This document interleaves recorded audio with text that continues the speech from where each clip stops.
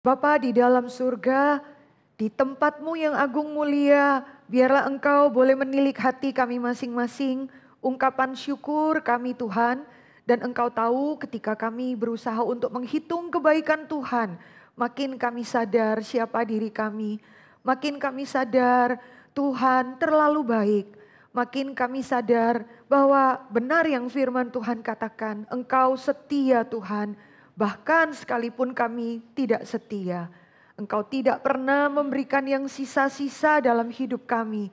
Karena rahmat Tuhan selalu baru setiap hari. Terima kasih ya Tuhan. Dan kami datang di hadapan-Mu berdoa mohon belas kasihan Tuhan. Sekali lagi kami merenungkan bagian firman Tuhan. Roh-Mu yang kudus seluas mungkin bekerja dalam hati kami. Menolong kami melihat standar Tuhan yang agung, yang mulia, dan melihat pertolongan Roh Kudus yang memampukan kami untuk menghidupi kebenaran firman Tuhan. Tuhan tenangkan hati kami, Tuhan memakai hamba Tuhan, melayakkan dia sekali lagi untuk men-sharingkan kebenaran firman Tuhan. Terima kasih Bapa, di dalam nama Tuhan kami Yesus Kristus Juru Selamat kami berdoa. Amin. Silakan duduk ibu-ibu sekalian. Sharing dengan teman di sebelah kita, kalau kita kan masuk di dalam 7 deadly sin bagian yang keempat, ya, laziness, sloth, ya, kemalasan. Bapak Ibu, kita bukan mau judging orang lain ya, bolehkah berikan 2-3 poin pemalas itu biasanya seperti apa, ciri-cirinya seperti apa?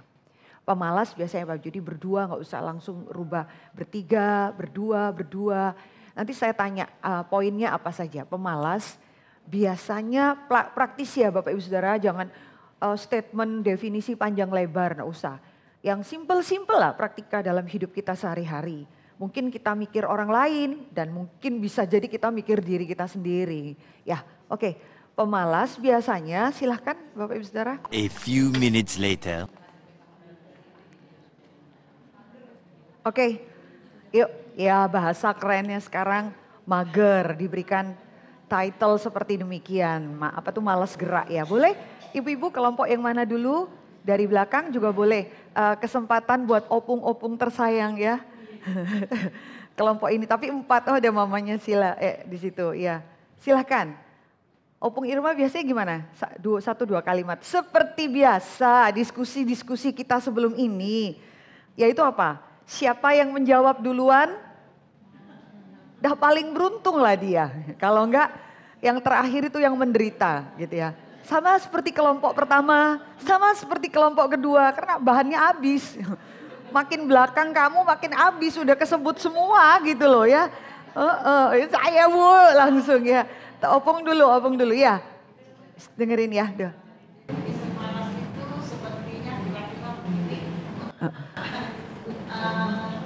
Tidak mau mengerjakan sesuatu, malah aja. Oke, ya.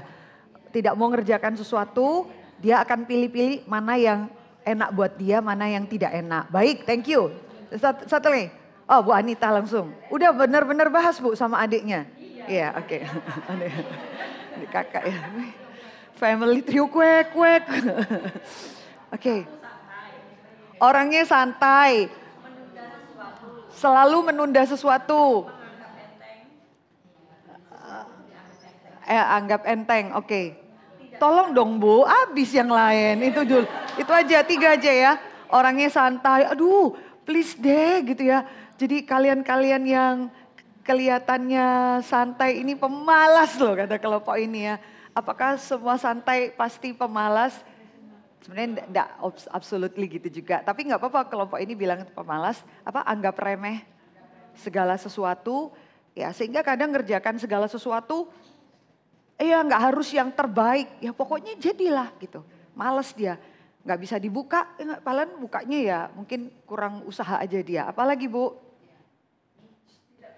Tidak bertanggung jawab ya. Tidak bertanggung jawab, baik, apalagi kelompok sini coba boleh, abis gitu dirimu ya Ika. Terus, ayo, ya Ibu Kori, silakan. Sering berhitung secara prioritas gitu, males. Oh, suka perhitungkan, contohnya? Oh. Kalau enggak males. Oh, orang kalau hitung prioritas, orang hitung prioritas salah nggak Bu? Enggak juga ya.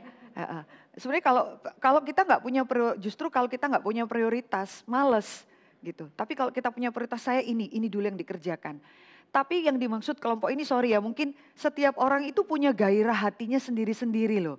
Ya, yang ini prioritas. Ada orang itu nonton YouTube atau TikTok itu nggak apa-apa 5 menit. Nggak sadar scroll gini tuh 1,5 jam loh. Baru kita sadar. Dan kita punya kekuatan dengan jempol kita ini untuk duduk 1,5 jam dan pay attention very focus loh. Tapi kita dengerin firman Tuhan baru 10 menit itu sudah doyong kanan, doyong kiri. Ya memang gairah hatinya itu ya. Tergantung, jadi kalau prioritas itu it depends on cintamu pada apa. Sesederhana itu. Kalau kita ajak persekutuan yuk, aduh kan 2 kali naik angkot. Udahlah gitu ya. Tapi dia bisa tahan gitu ya duduk apa ya. Nonton apa yang dia suka atau tidur-tiduran. Itu sampai ingetin satu keponakan saya ya. Kamu tidur sehari bisa 10 jam, 12 jam. Itu menuju kematian loh. Bayangin orang kalau tidur terus itu bayangkan loh saudara. Satu langkah lagi ya. Sakit. Enggak loh gitu ya. Kamu umur belum separuh saya mungkin baru 1/3 apa aja tidur. Males dan bangun pagi udah jam 10 jadi lebih males lagi ya. Kok jadi curhat saya udah balik lagi. Ya gairah artinya ya Bu ya. Jadi itu kelihatannya rohani. Prioritas saya, kagak. Hatimu memang cinta di situ. Jadi bisa jadi prioritas dia untuk game 3 jam, gak apa-apa. Untuk datang dengar firman Tuhan, untuk PA. Aduh, kalau untuk PD berdoa, aduh bangun pagi. Tapi untuk jalan-jalan ke mall, demi apa diskon mungkin hanya 10.000, 20.000. Lah cocok kali langsung masuk ke sini ya. Wah perjalanan bayar Grab setelah dihitung-hitung Grab 70.000 bolak-balik waktu. Lebih rugi dia untuk diskon 25% itu ya. Hal-hal seperti itu. Prioritas baik apalagi Ika tadi ya. Tidak melakukan kewajibannya. Tidak melakukan kewajibannya iya. Dan sudah tidak melakukan kewajibannya dan tidak merasa bersalah. Ngerti ya? Itu lebih parah itu. Udah gak melakukan kewajibannya tuh masih koma saudara. Terus iya kan? Gak merasa bersalah. Lalu kita bilang, loh kamu kenapa gak lakukan ini? Loh so what gitu loh. Yang urusanmu urusanmu. Ini urusanku ya besok aja gue kerjain kenapa sih? Repot amat gak merasa bersalah. Aduh kita tuh rasanya sama dia tuh. Rasanya udah gak melakukan tugasnya dan tidak merasa bersalah. Terakhir. Iya, iya Inang betul, nggak punya program. Shera. Wah satu angkatan kita, what will be. Panjangin lagi Bu Lilit. Nyanyi deh kita ya. Jalanin aja lah, biarlah mengalir. Nggak apa-apa lah. Hidup tuh don't be too panic lah, santai lah. Capek dikit healing gitu ya kira-kira ya. Bolak-balik healing, ya thank you ya. Itu masukan-masukan yang baik ya. Mari kita lihat, saya baru menemukan ibu-ibu. Waktu mempersiapkan 7 deadly sin dari kecongkakan, iri hati, kemarahan. Itu yang paling banyak catatan Amsal mencatat itu justru apa? Laziness loh. Kemalasan. Itu banyak sekali, tidak semua ayat itu Amsal saya berikan. Tapi saya baru aware loh dibandingkan mungkin iri hati dan lain sebagainya, kemarahan. Kemalasan itu paling sering dibahas di dalam Amsal. Tapi itu ada satu artikel mengatakan respectable sin, laziness. Respectable sin, apa ya translate-nya? Ada loh dosa-dosa itu yang kita, apa ya Monda ya, respectable sin. Ada dosa-dosa yang kita itu respectable yang kita masih bilang oh, oke lah ya. Masih kita respect. Iya, ditoleransi. Kenapa? Enggak. Emang separah itu perlu nggak sih khotbah tentang kemalasan? Begini ya ibu-ibu, kalau kita punya 2 orang anak, dua-duanya pinter, kembar, dua-duanya pinter, smart, so dua-duanya itu berprestasi, baik knowledge, baik sport, olahraga, talenta, apa seni, whatever. Tiba-tiba yang satu pulang dengan babak belur mukanya, bajunya sobek-sobek, terus kita tanya kenapa? Dia bilang, aku tadi pukul temanku gitu ya. Terus gak berapa lama kita dapat terima, ibu, anak ibu tadi mukul temannya, tawuran.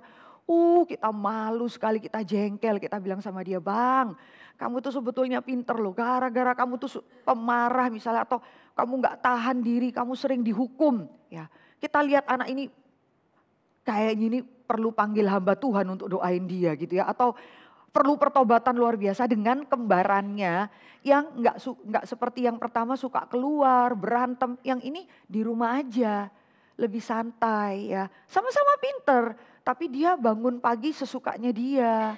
Ya dia lebih banyak nonton di rumah, tapi tetap pinter, tetap berprestasi. Dua-duanya berprestasi. Dia lakukan segala sesuatu seenaknya dia gitu ya. Dia melakukan segala sesuatu pokoknya dikerjain. Cuci piring lah. Waktu kita lihat masih berbusa misalnya. Kan tadi mama sudah bilang cuci piring lah. Mas pokoknya itu kan pokoknya cuci piring. Ya selesai, nggak pernah melakukan sesuatu itu sebaiknya. Kenapa? Males. Terus dari 2 case ini ya, mana yang paling bikin kita susah? Bikin kita paling malu? Bikin kita paling terganggu? Coba, anak yang mana? Boleh ada respon nggak Bapak Ibu Saudara? Potentially yang berantem loh, jujur ya. Kenapa? Aduh, how do I look? Saya lebih malu. Ini lebih destroy, orang lebih tahu. Dengan yang di rumah kita sudah biarin aja lah dia. Males nggak apa-apa, pokoknya pinter. Kenapa? Kita tuh melihat dosa malas itu bukan sebagai sesuatu yang terlalu serius ya. Hanya Alkitab loh yang memberitahu, males itu jahat. Males itu dosa. Males itu dihukum sama Tuhan. Cuman Alkitab yang ngomong begitu. Makin saya belajar, makin saya serius.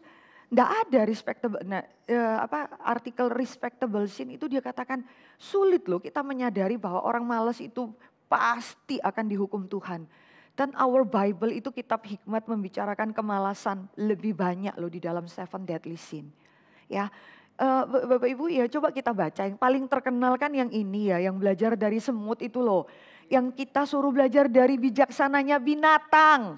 Ya, manusia gambar rupa Allah kadang perlu belajar dari binatang. How come? Tuhan kadang memberikan bijaksana di dalam rutinitas hidup binatang itu ya. Coba kita buka Amsal 6 ayat 4 sampai 11. Biasakan walaupun PPT diberikan, kita tetap buka Alkitab kita ya Bapak Ibu Saudara. Minta tolong dengan hormat. Semua yang usia 55 tahun ke atas ya.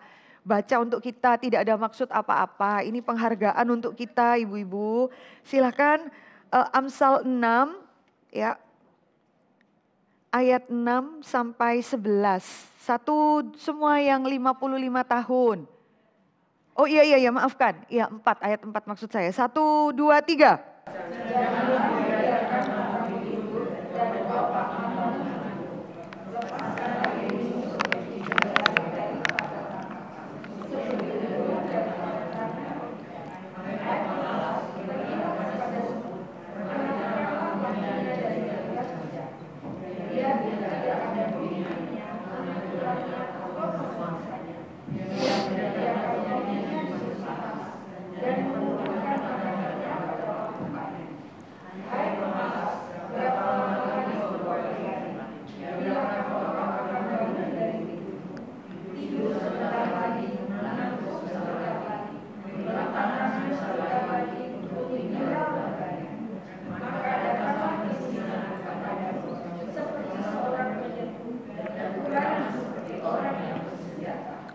Iya, menarik ya. Tuhan bicara itu, hai pemalas bangunlah. Ayat lanjutnya, hai pemalas berapa lama lagi kamu tidur, berapa lama lagi kamu berbaring. Ya orang pemalas itu tidak pernah peduli resiko terjadi kelaparan seperti apa. Mikirnya pun malas. Orang pemalas loh, untuk memikirkan konsekuensi hidupnya pun saking malesnya, Shera. gak apa-apa lah, gue gak ngapa-ngapain juga papa mama tetap sediakan uang. Saya gak perlu ngapa-ngapain, tetap saya ada yang support dana untuk hidup saya. Misalnya orang pemalas itu Bapak Ibu Saudara. Ya lalu Alkitab bilang maka datanglah kemiskinan seperti seorang penyerbu dan kekurangan seperti orang tidak bersenjata. Dia tidak pernah preparation untuk hidupnya. Ya, apa yang terjadi ya udah terjadilah. Dia tidak pernah menyediakan rotinya di musim panas dan mengumpulkan makanannya. Nanti pada waktu musim dingin, musim paceklik, baru dia kalut dan dia minta-minta pada orang lain.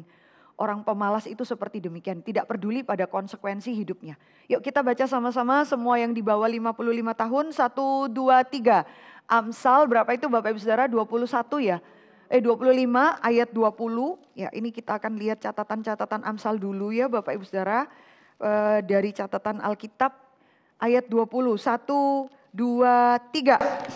Orang yang menyanyikan nyanyian untuk hati yang sedih adalah seperti orang yang menanggalkan baju di musim dingin dan seperti bunga pada bulan. Iya orang yang ya ini satu bagiannya kalau orang gambarannya itu kalau orang pemalas itu kita mau menghibur dia pun ya.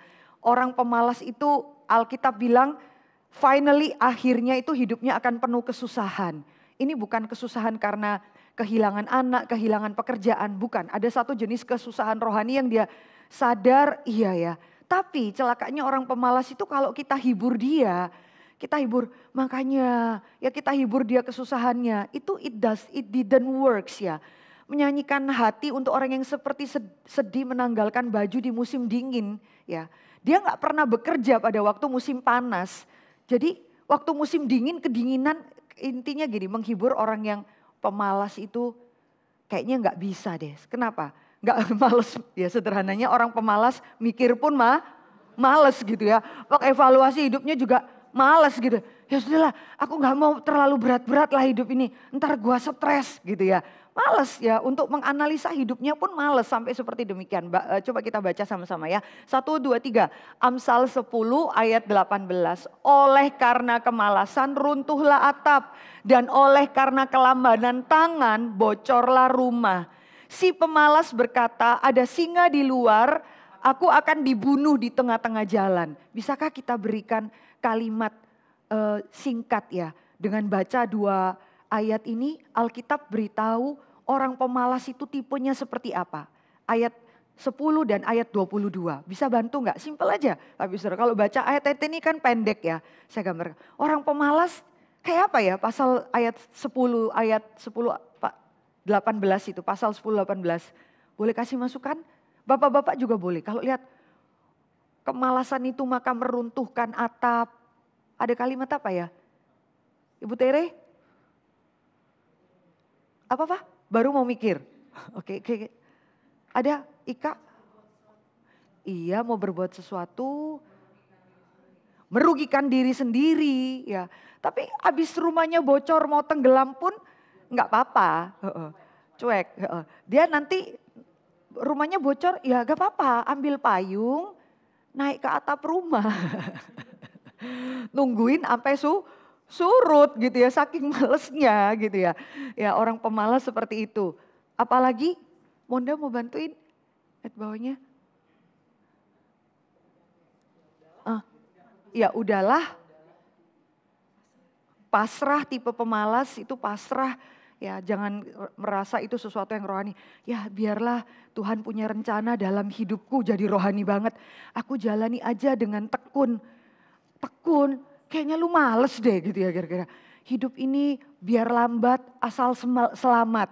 Kagak loh, kadang kita jengkel. Biar lambat asal selamat. Males lu, kagak gitu ya kita lihat. Kayak demikian ya pembenaran diri dia. Terus yang Amsal 22, si pemalas itu berkata lucu loh. Orang Amsal bijaksana itu bilang apa? Ada singa di luar, ada singa di jalan. Ya, orang pemalas itu apa? Please help. Ya, belajarlah kreatif dari orang malas saudara. Orang malas itu punya kekreatifan untuk mencari alasan. Kamu kalau ini yang orang kerja yang ngerti ya. Kalau ketemu bawahan itu males, paling kreatif saudara. Kalau ditegur males datang terlambat, dia langsung bilang, bos aduh sorry ya terlambat tuh.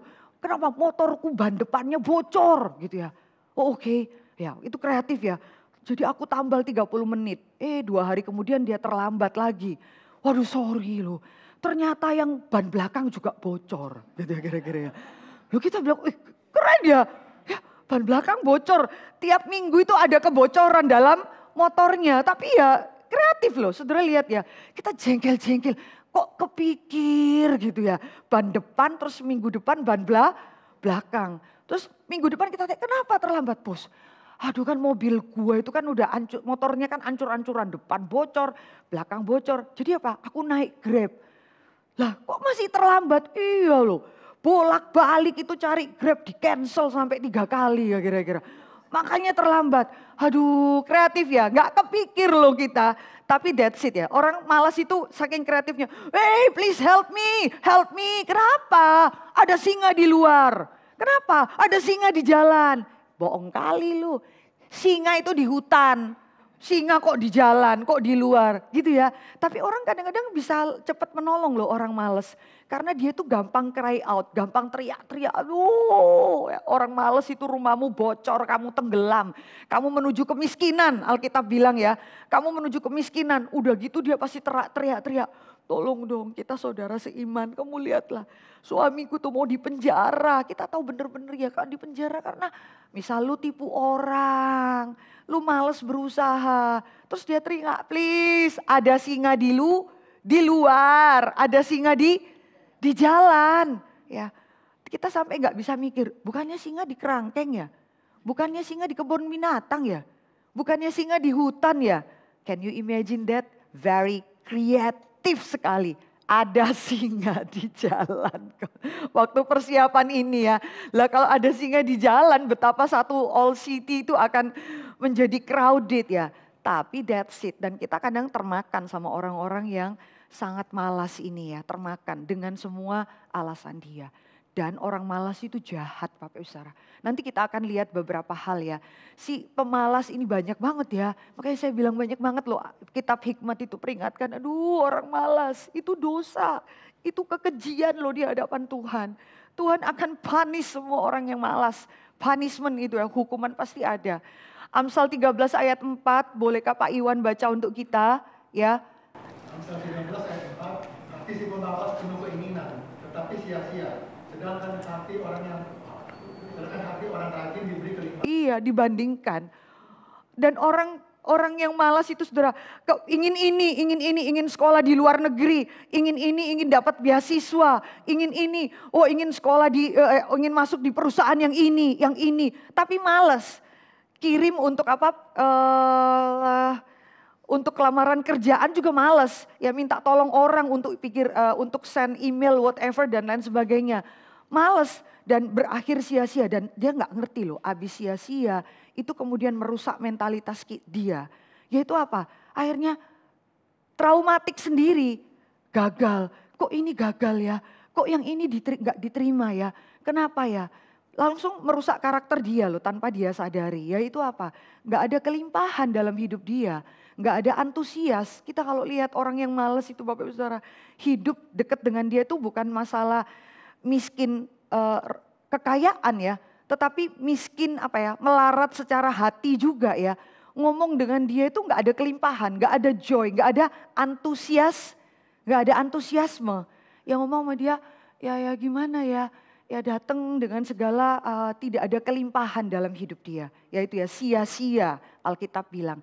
Nah Bapak Ibu Saudara itu artikel yang saya baca itu menarik ya. Dia katakan respectable sin itu ya. Respectable sin yang ditoleransi dosa-dosa yang kita bilang itu kecil lah. Ya, itu ternyata pemalas dan pengecut itu saling melengkapi Bapak Ibu Saudara.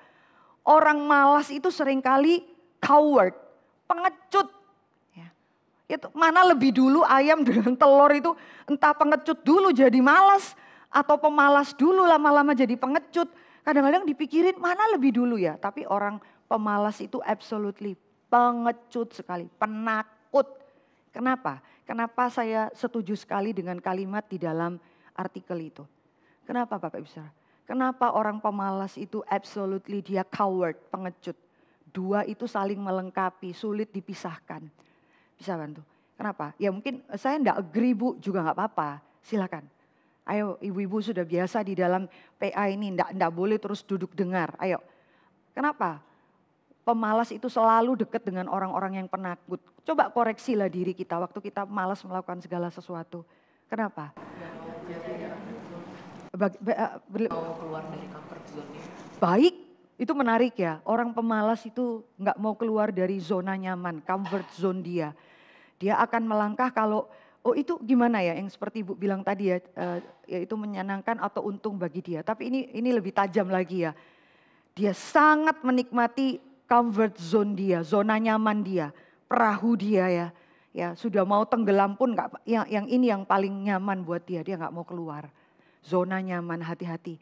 Sudah lama pelayanan di situ, diberi tanggung jawab yang baru, ya orang penakut jadi males, rohaninya juga males. Aduh gitu ya, nanti aku harus KKR regional, ya harus ketemu sama orang. Tapi saya melihat tuh Bapak Ibu Saudara, ada orang-orang itu pemberani di dalam Tuhan ya. Gak berani ngomong, penakut, gemeteran ya. Tapi dia berani keluar dari zona nyaman dia loh. Tuhan itu berikan kelimpahan-kelimpahan ya. Sedikit demi sedikit bertumbuh.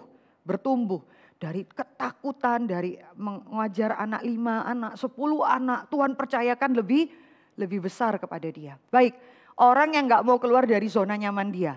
Jadi bersama-sama itu udah males sama penakut berjalan bersama. Ada lagi masukan? Ya, that's it the point. Takut menanggung resiko. Ya, udah bayangin, waduh ya. Kadang-kadang ada satu orang, saya bilang pada anak pemuda itu ya, kamu ya, aku takut Bu Mercy, anak ganteng, pinter. Ya tapi memang saya pernah bilang sama dia, bolak-balik naksir cewek sampai umurnya sudah cukup lanjut, tapi anak ini cinta Tuhan, ya takut. Ya, saya langsung bilang pada dia, kamu laki-laki ya, kamu belajar bertumbuh. Laki-laki itu salah satu disediakan Tuhan kemampuan menanggung kesusahan. Jadi sebelum di Taman Eden tuh sebelum perempuan diberikan kepada laki-laki, Tuhan itu mesti membimbing satu laki-laki. Ya, relasi dengan Tuhan, bagaimana kerja, bagaimana beri nama binatang. Sudah baik, sudah jadi laki-laki, tanggung resiko baru diberikan Hawa. Tugasnya berat, saya bilang sama dia. Lu ya udah ganteng, udah ini, takut ditolak sama cewek. Lu itu pemalas dan pengecut. Saya baru ingat saya bilang gitu sama dia, kaget dia. Udah males pengecut, ditolak sama cewek aja kok takut.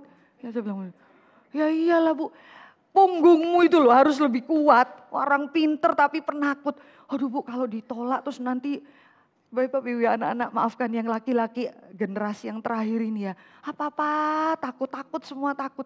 Sampai ceweknya itu yang curhat sama saya. Berapa lama lagi saya nunggu dia Bu, berapa lama. Saya langsung ngomong sama cowoknya gitu. Aku menunggu, saya bilang doain ya doain. Karena memang mereka berdua ini ada sparklingnya. Tapi memang yang ceweknya ini keluarga kaya lah. Yang ini saya bilang kamu ini laki-laki tanggung lah.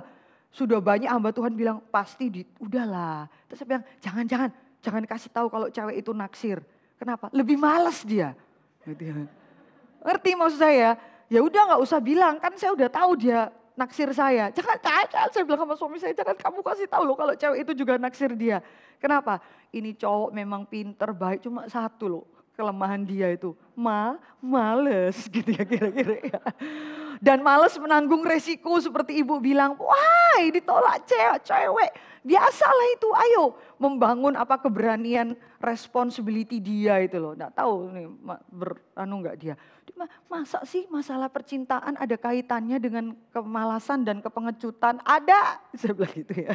Sama dia, harap minggu ini dia mengatakan kepada cewek itu, siap-siap ya kasih tahu anak perempuanmu ya. Nggak, balik lagi ya. Terakhir ada lagi, kok bisa sih pemalas dengan pengecut itu jadi satu? Kok bisa? Ada lagi. Ika nanti boleh kasih jawaban lagi. Ada 2 Ika di sini. Ayo mama dulu. Ibu Sri. Iya seperti tadi ibu bilang, menjauhi responsibility. Ayo ibu, apa lagi? Takut menanggung responsibility itu, apa lagi? motivasinya, ya motivasi untuk survive ya. Ya, kita kalau lihat anak-anak itu dari kecil segala sesuatu sudah tersedia, ya nggak pernah berteriak. Ada dokter bilang anak sekarang itu lambat bicara karena dia nggak pernah teriak, dia lapar. Dia setiap 1 jam ada susu, 1 jam lagi ada pisang dikerok, 1 jam lagi ada puding, 1 jam lagi makanan bubur di blender. Jadi dokternya itu bilang, dia enggak pernah bilang lapar. Ya beda ya, apalagi punya anak 1, punya anak 2. Ya, nenek saya punya anak 13. Dia cerita itu semua kalau jam segini selalu teriak, mama lapar, lapar. Rame rumah kami. Oh, gitu. Saking banyaknya anaknya saya pernah tanya, Oma inget enggak?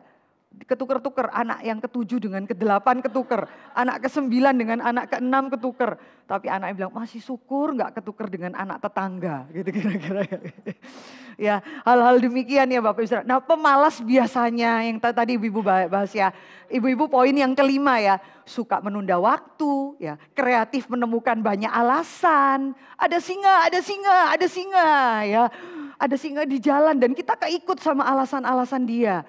Orang pemalas itu tidak ada antusias, ya, tidak ada semangat juang kepada hidup dia. 4, hidup dalam banyak kecemasan, banyak takut bertobat, ibu-ibu bertobat kita itu.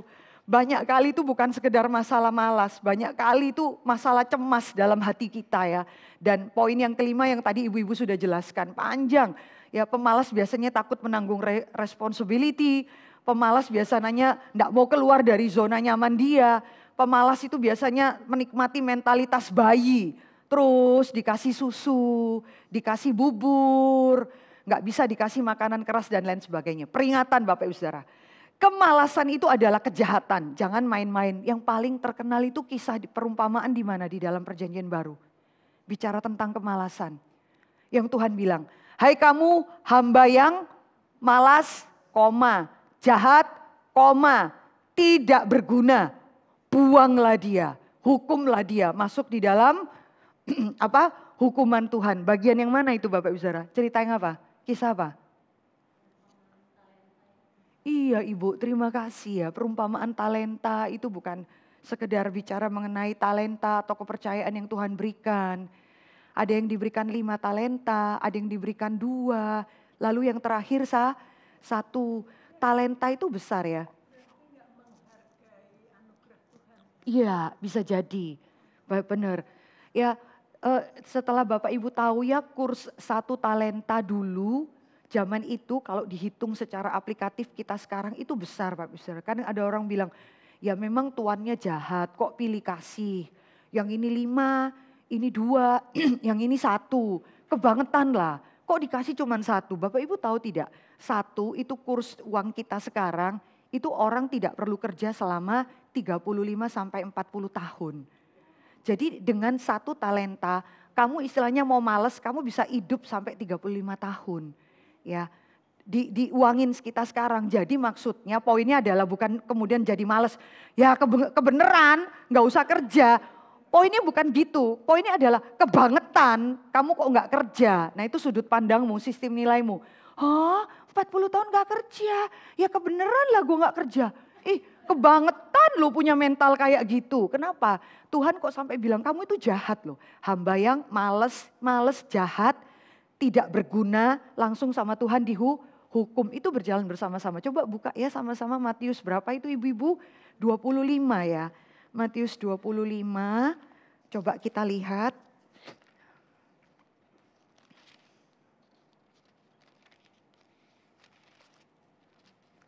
Ibu tadi bilang poin apa Bu? Yang Ibu sebutkan terakhir? Anugerah Tuhan, baik ya. Tidak menghargai anugerah Tuhan. Coba kita lihat Matius 25, benar ya di perumpamaan apa? Talenta ya mana? Oke. Kita mulai 22 saja ya, 22, minta tolong Uli deh baca untuk kita. Kak Uli baca ayat 22 sampai dengan 30, jadi satu bagian yang 2 talenta ya silahkan. Lalu 25, Matius 25, mulai dari 22 silahkan.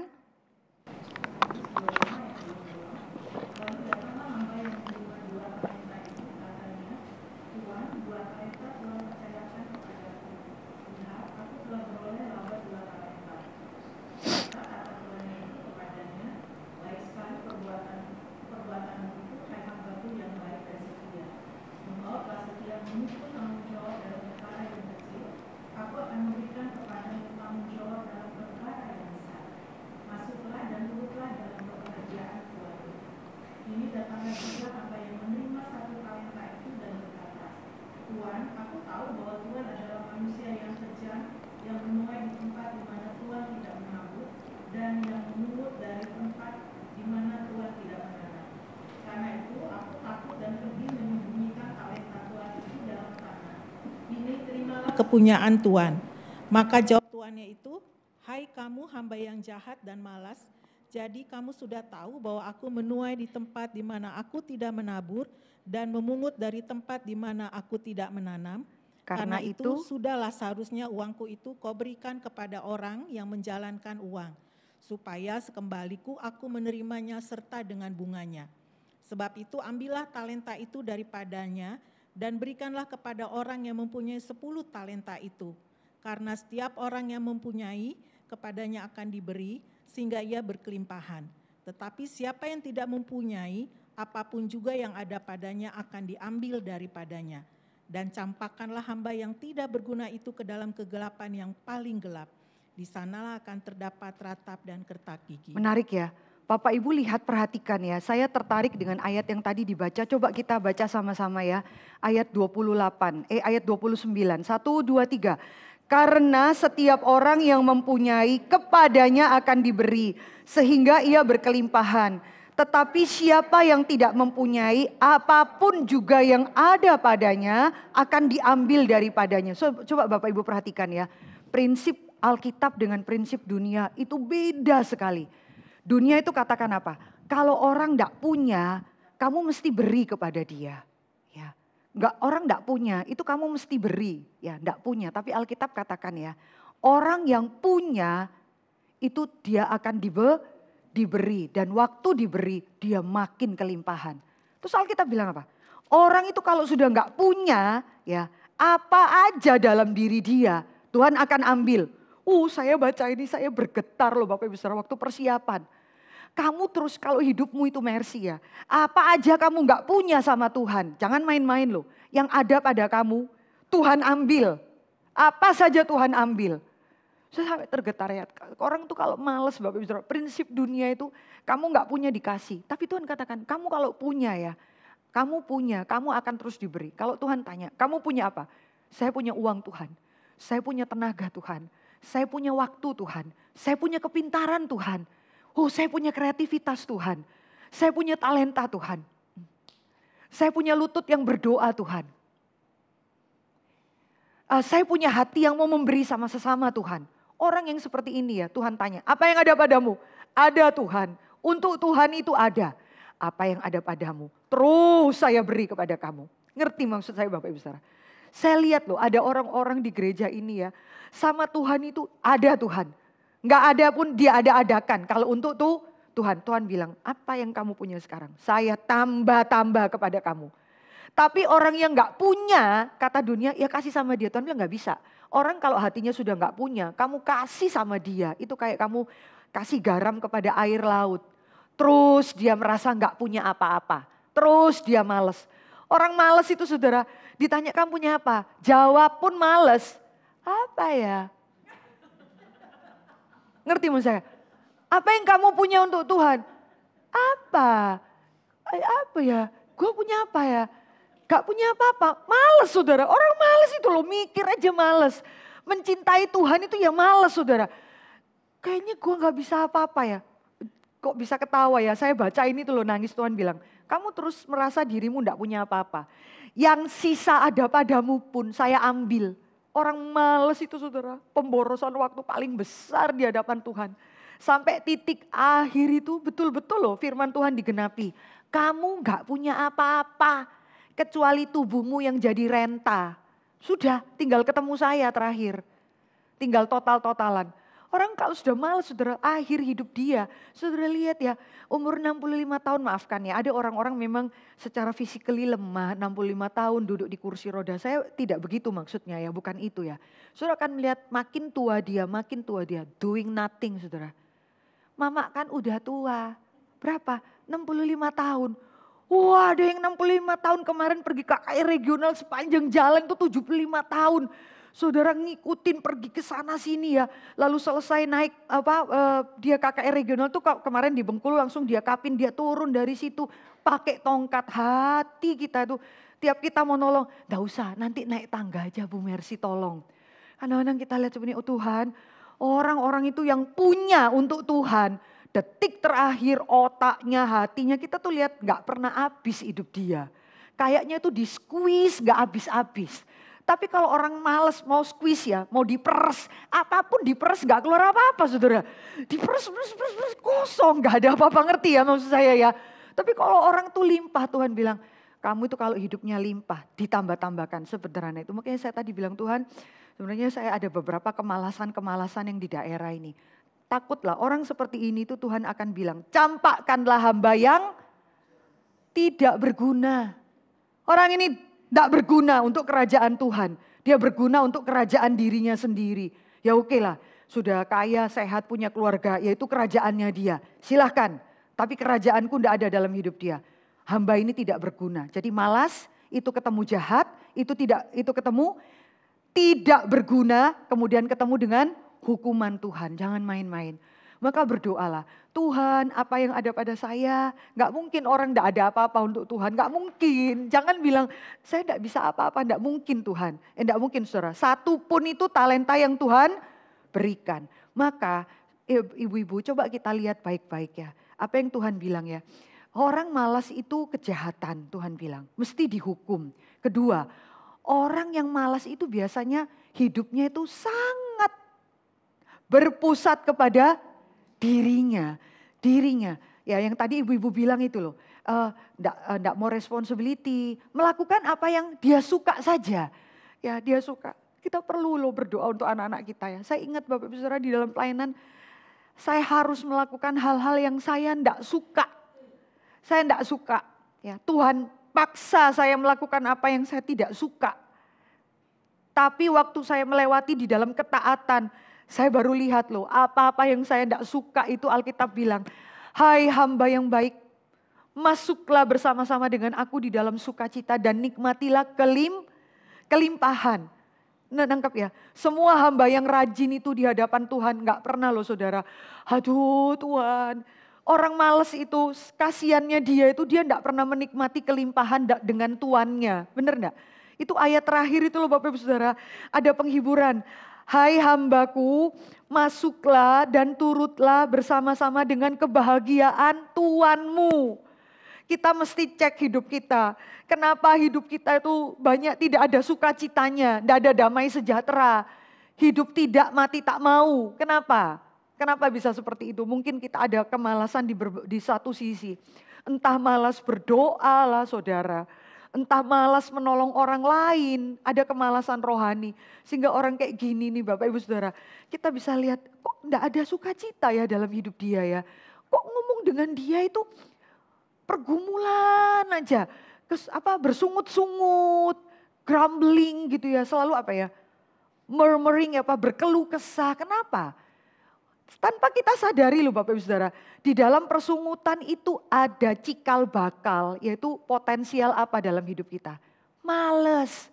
Jadi enggak pernah tahu sukacita duduk makan dengan tuannya, enggak menikmati itu Bapak Ibu Saudara. Menarik ya, Bapak Ibu ada teman bilang kemarin itu yang pergi ke Bengkulu itu hampir 200 orang. Karena apa? Karena kemarin kita habis ulang tahun kan Pak Tong bilang ikut yang Bengkulu. Langsung dalam satu hari itu orang cari pesawat untuk ke sana. Kaget gereja itu karena Bapak Ibu tahu jemaat dari kita Jakarta yang datang itu bisa lebih banyak dari jemaat mereka. Jadi kalau Pak Tong seminar hamba Tuhan kita semua disuruh di luar. Kenapa? Lah bisa-bisa kan seminar sama pengurus KPIN sendiri. Ya, suruh di luar berdiri. Lah gereja mereka tampung 250 sampai bikin tenda. Nah, menarik ya waktu Pak Tong bicara untuk hamba-hamba Tuhan. Ada pertanyaan. Gini, Bapak Pendeta Stephen Tong, kenapa sekarang banyak orang yang mental depresi? Gitu ya. Memang menarik ya. Only him, hanya pendeta 80 tahun kalau ngomong itu jawabnya itu seenak-enaknya ya. Ya, maafkan seenak-enaknya maksudnya bolak-balik itu bilang, goblok kamu ya, gendeng kamu. Itu sama pendeta-pendeta. Terus suami saya bilang, coba sama orang niru Pak Tong. Goblok kamu, dilempar sepatu Anda di atas mimbar. Ya cuma dia loh ngomong goblok kamu itu, hamba Tuhan tuh semua bisa ketawa loh. Digoblok-goblokin sama dia. Jangan goblok ya. Ketawa semua, saya bilang he is very man ya. The only one, satu-satunya sepanjang sejarah. Bolak-balik atau kata-kata ini. Jangan gendeng kamu ya, bolak-balik gitu. Mereka gak ngerti gendeng itu apa, mesti di Google. Gendeng itu apa kira-kira ya. Lucu. Kalimat dia Pak, balik-balik ya. Terus, Pak Tong kenapa banyak orang mental depresi ya? Terus dia bilang, saya tidak ngerti ya. Seumur hidup saya tuh saya tidak pernah depresi. Gitu ya, dia bilang gitu. Saya tidak ngerti ya, orang milenial lihat dia ya itu kan kamu. Jawab pertanyaannya, kenapa sekarang banyak orang mental depresi? Tidak semua orang kayak kamu. Gitu kan, please jawab. Terus dia bilang apa? Sederhana saudara. Dia bilang apa? Seumur hidup saya tidak pernah mental depresi. Tidak keburu mental depresi. Gak sempet saya mental depresi. Saya selalu mikir Tuhan mau apa, Tuhan mau apa. Kerja apa lagi, pergi kemana lagi. Buat apa lagi, mikir apa lagi. Bayangkan saudara, mikir sekian triliun bangun ini. Kita mission impossible. Kejadian RMCI. Lalu bikin apa? Bikin klinik. Bikin sekolah, semua dulu gila triliunan. Sekarang sudah selesai, bikin apa lagi? Bikin university, sekian 1,7 T. Kita semua gemeter-gemeter. Tapi orang kayak dia itu yang men-squeeze hidup dia. Nggak keburu depresi. Kenapa? Karena bikin orang lain depresi. Nah, sorry. Direkam ya. Nggak. Balik lagi ya. Nggak. Poinnya adalah apa? Memang kan gaya dia ngomong seperti itu simple, lucu tapi tusuk ke dalam hati. Saya sampai mikir, lu tuh ya Isa depresi, mikir ya gak penting-penting gitu loh. Ya gak penting-penting, sampah itu ya jangan dipikirin, jangan dicium, jangan dipegang. Yang namanya sampah, ndak ada orang bangun sampah itu di depan living room di situ, ndak kebanyakan dia itu di belakang. Yang bau-bau di belakang baru dia bilang, kok gak pernah pergi karena apa? Ndak keburu saya tuh depresi. Membuat orang lain depresi ya, karena semua hamba Tuhan. Habis itu janji iman, mari kita beri semua. Aduh, tapi ya Tuhan tuh baik loh. Saya lihat sama dia, Tuhan alangkah baiknya engkau. Apa yang hambamu ini minta, Tuhan selalu kasih. Ya, minta ini untuk Tuhan. Mostly itu Tuhan selalu kasih loh saudara. Perhatikan proyek-proyek raksasa dia. Kenapa? Ya untuk Tuhan. Terus dia bilang, tolonglah generasi ini jangan sering-sering depresi. Orang lain mikirkan firman Tuhan. Kamu mikirkan cowokmu gitu ya. Ya kamu mikirkan cewekmu terus kepalamu ya. Orang lain mikirkan bagaimana bisa membawa jiwa sama Tuhan. Kamu memikirkan bagaimana membawa jiwamu untuk diterima cewekmu. Terus mikirnya yang mana sampai, yang mana yang penting. Bukan berarti kita orang itu enggak boleh jatuh cinta, enggak boleh holiday, enggak boleh apa. Enggak heran ya, ini bukan kata-kata Pak Tong, ini kata-kata saya. Karena beliau enggak ngertiin, mungkin enggak ngomong healing. Makanya saya kadang-kadang mikir waktu dia ngomong dengan segala kelucuannya. Iya ya, generasi kita sekarang termasuk kita Bapak Ibu Saudara. Kerja 4 hari, healing 3 hari. Tambah stres ya, bolak-balik gitu ya. Makanya bilang, Bu di reform, healing lah sejenak, ayolah. Enggak perlu healing. Kenapa Bu? Jangan anti healing. Gua enggak healing karena gua enggak sakit gitu ya. Yang sakit aja yang healing. Dia bilang, susah ngomong sama orang reform. Balik lagi ya. Coba kita pikir gitu ya. Orang tua ini di dalam segala hal kekerasan hatinya so simple mengingatkan kita. Banyak kali kita tuh terlalu berpusat pada diri. Dan heran ya orang yang dirinya selalu dijaga. Saya tidak boleh susah loh. Saya tidak boleh sakit loh. Kamu tidak boleh singgung saya loh. Tambah stres loh dia. Gitu ya. Orang yang selalu mikirkan saya tidak ada apa-apanya. Tuhan yang utama. Saya mau utamakan Tuhan. Orang kayak gini Bapak Ibu Saudara mengerjakan hal-hal yang bikin orang depresi, stres gitu ya. Ada satu istri hamba Tuhan di tempat kita. Cik lu tahu di sekolah itu defisit ya. Bisa 200 juta loh. Itu bagaimana membayar guru-guru dan lain sebagainya. Tolong doakan ya. Saya sambil bilang hamba Tuhan yang ada di tempat itu Tuhan. Bagaimana ya. Memikirkan bayar guru, bayar ini.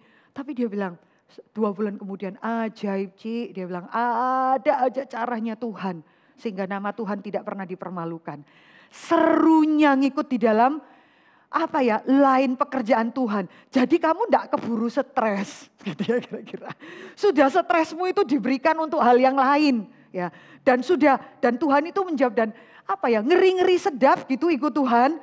Ngeri-ngeri sedap, takut, dijawab, selesai. Kayak kita pernah ya, kayak kemarin itu gerimis saudara.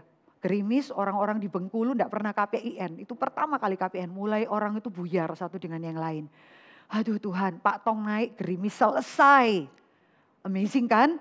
Kita itu ikutin seperti itu melihat Tuhan itu bekerja. Hanya mengamati itu sudah bonus. Tapi bukankah kita waktu di Kalimantan ya, kita yang di Buaran waktu KPIN di Kalimantan, bukan gerimis kan? Hujan. Dan ibu-ibu itu maafkan ya, memasukkan anaknya ke bajunya, ke jas hujan untuk menyusui anaknya ya. 2 orang ibu ya, April lihat ya, saya juga lihat. Tidak ada yang bergeser loh. Bukankah itu juga mujizat? Tuhan bisa bikin gak ada hujan, mujizat. Tapi Tuhan juga bisa bikin ada mujizat dengan hujannya tetap hujan. Tapi orang itu enggak lari loh, enggak bergeming. Saya sampai gini Tuhan, saya sampai waktu hujan itu ibu itu yang nyusuin anaknya, masukin anaknya di dalam, terus tutupin dengan jas hujan. Enggak bergeming, duduk di situ dengarkan sampai akhir. How come? Our God is a great God. Ya, mengamatin itu baru saudara, hidup kita tuh limpah, baru kita tuh sadar banyak kali kita tuh cinta dirinya tuh terlalu gede saudara, sulit berkorban. Ya jadi kita dapat kesusahan dikit itu langsung boom gitu ya. Bolak-balik itu kepingin healing ya, bolak-balik karena kamu tuh terlalu banyak cinta dirimu. Hal-hal seperti itu saya bilang, aduh dia ini jawabnya kadang itu seenaknya diri dia ya, tapi saya sendiri duduk itu mengamati, iya ya. Waktu saya mulai memikirkan yang enggak penting-penting, hal-hal yang relasi yang enggak penting-penting, kenapa mertua saya menyakiti saya, kenapa. Jadi saya bilang pada keponakan saya, Kev kenapa pindah kerjaan, di memetua di pekerjaan yang lama itu loh, bosmu lagi? Enggak, bukan bosku sekarang. Jadi kenapa? Karena tahun lalu bosnya. Aduh di tempatku itu suasananya enggak enak gitu, enggak fun, tegang gitu ya. Kurang bikin aku itu nyaman. Jadi kadang Kev kamu pindah kerja di sana emang beda 2 juta. Terus kamu mau pindah ke sana, jarakmu ke sana itu lebih jauh loh nak. Di situ juga kamu enggak ada tempat beribadah, lebih jauh. Please mikir dong nak yang kayak gitu. Iya tapi enggak fun. Hanya karena demikian maafkan ya. Pergi karena enggak fun, enggak nyaman di situ ya. Ya Bapak Ibu saya bukan mengatakan bahwa kalau kerja itu enggak boleh fun. Ya tapi kamu tuh terlalu berpusat pada dirimu, hal seperti demikian enggak heran. Kita gampang goyang ya. Hal-hal seperti itu males, intinya males ya. Males berjuang, males menerima kesusahan, males fight gitu ya. Males, saya tanya mamanya kenapa? Sudahlah gitu. Uang saya beri ke dia tiap bulan lebih banyak daripada gaji di tempat itu. Aku kasih dia tiap bulan loh Mer. Ya 5 juta lah di situ 4,5 buat apa? Saya bilang pada adik saya, di situ dia belajar rendah hati. Di situ dia belajar menaruh tangannya di bawah. Dari bos yang seperti itu, di situ karakternya dibentuk ya. Tahan uji, ya enggak bisa lah pemborosan. Terus setiap tahun pindah dengan alasan untuk lihat CV itu, sering pergi ke bolak-balik ke kantor yang lainnya. Memang sistem yang berbeda ya. Makanya sedikit Bapak Ibu Saudara, termasuk kita. Ingat ya Tuhan bilang, lu males mengampuni orang lain. Salah satunya, males berdoa untuk dia dan lain sebagainya. Tidak pernah merasa bersalah sedikit pun kayak hamba ini. Sudah enggak bersalah sedikit pun, tuannya jadi salah. Dia bilang apa? Kalimat apa? Dia salahkan orangnya. Dia salahkan tuannya ya. Tuan ya. Aku tahu Tuhan itu tuan yang kejam. Tuannya dituruh kejam, engkau menabur di situ mana itu saudara ya. Dan memungut dari tempat di mana Tuhan tidak menanam. Wah ini sudah apa saudara? Fitnah. Ini sudah fitnah saudara. Hoax ini ya. Saudara hati-hati ya. Males itu enggak sepele loh. Males itu bikin kita tajam lihat kesalahan orang. Bikin kita lemparkan kesalahan kita itu kepada orang lain. Tuannya disebut apa? Kejam. Tuannya disebut apa itu ya? Kemaruk. Ambil, menabur dari tempat yang tidak dia tabur. Hal-hal demikian ya. Dan aku takut lalu aku menyembunyikan talentaku. Jadi dia karena punya Tuhan yang kejam, dia takut hal-hal demikian. Tidak berasa bersalah sedikit pun, lemparkan kesalahan pada orang lain. Coba, poin yang keempat, hati-hati loh saudara. Males itu, it is not receh, bukan remeh. Jangan-jangan ya kita tuh males karena memang kita salah ngerti Tuhan. Kita enggak ngerti siapa Tuhan dalam hidup kita. Jadi kita males ngerjakan apapun. Kita enggak ngerti bahwa Tuhan tuh punya rencana yang ajaib dalam hidup kita. Tuhan memberikan itu loh, hambaku, saya mau berikan kamu kelimpahan. Hidupmu itu limpah, please ya. Kerjakan bagian kamu dengan taat ya, 1 talenta itu. Jadi kita akan menemukan orang males itu problemnya salah ngerti itu Tuhan. Kok bisa? Bapak Ibu bisa beri contoh ya, kenapa? Kenapa Alkitab bilang gitu? Dia bilang Tuhannya jahat, kejam. Tuhannya itu rampok. Kamu yang ngerampok saya ya, kamu suruh saya kerja. Kenapa? Ada kaitannya, boleh kasih komen ya, 1-2 orang berkaitan sekali ini. Kenapa Bapak Ibu-Ibu? Ayo dari pengurus 1 orang siapa? Untung pengurusnya pada banyak yang gak masuk dan pada keluar semua. Masih ada Ibu Ketua dan Bu Lilit. Bagaimana? Kok bisa ya orang males itu Tuhan bilang akarnya itu bukan masalah teknis praktis atau karakter. Ada yang melankolik, ada yang flekma, orang flekma cenderung males. Kebakaran. Benarkah ada kebakaran? Di mana? Gitu ya. Orang yang kolerik sama sanguin udah ambil ember siram. Oh, kebakaran. Gitu. Bukan masalah itu ya, bukan masalah flekmatik ya. Kenapa ya? Itu akarnya kamu gak kenal Tuhanmu, Alkitab bilang. Bisa bantu Bu Lilit? Poinnya apa? Salah ngerti kamu Tuhan, itu bikin kamu jadi males. Tidak mendapatkan contoh praktis dari Tuhan sendiri.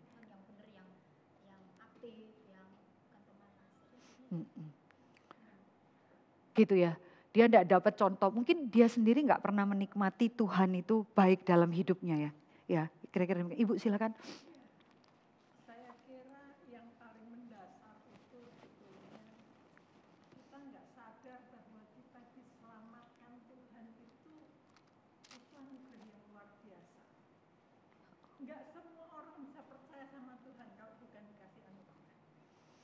Anugerah itu sebetulnya pengorbanan apa yang sudah Tuhan buat sih untuk kita itu coba kita renungkan. Luar biasa loh yang Tuhan buat untuk kita.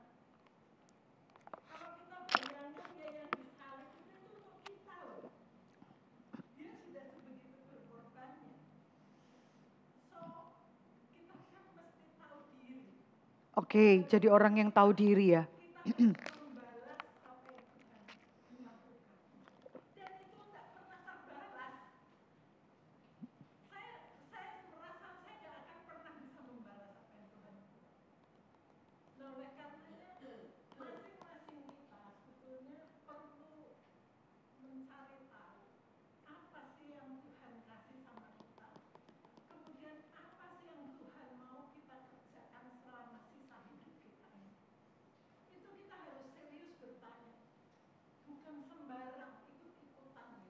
Oke.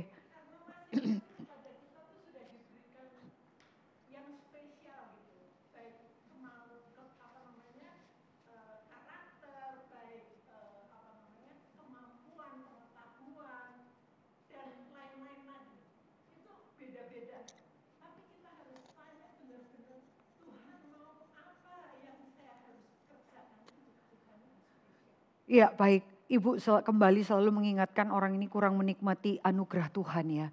Tuhan tolong saya untuk bisa kenal kamu, Tuhan itu terlalu baik ya. Permintaan itu memang, kadang-kadang kita juga kalau nggak menikmati kebaikan Tuhan itu ya bangun pagi, tidur lagi itu sesuatu hal yang biasa sekali ya. Kita kadang-kadang menemukan orang itu bisa memboroskan hidupnya, melakukan sesuatu yang triggering ya, lompat ke jurang, whatever. Untuk mencari adrenalin itu ada orang-orang yang di rumah sakit ya, yang cancer, yang berdoa supaya bisa hidup 1 minggu lagi, 2 minggu lagi. Yang Tuhan bilang gak bisa, Ibu hanya bertahan 1 minggu, kira-kira demikian ya.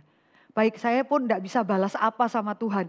Kita ini berbagian apa dalam hidup kita untuk keselamatan? Ada Bu berbagiannya. Saya berbagian untuk menyelamatkan diri saya. Ada Bu.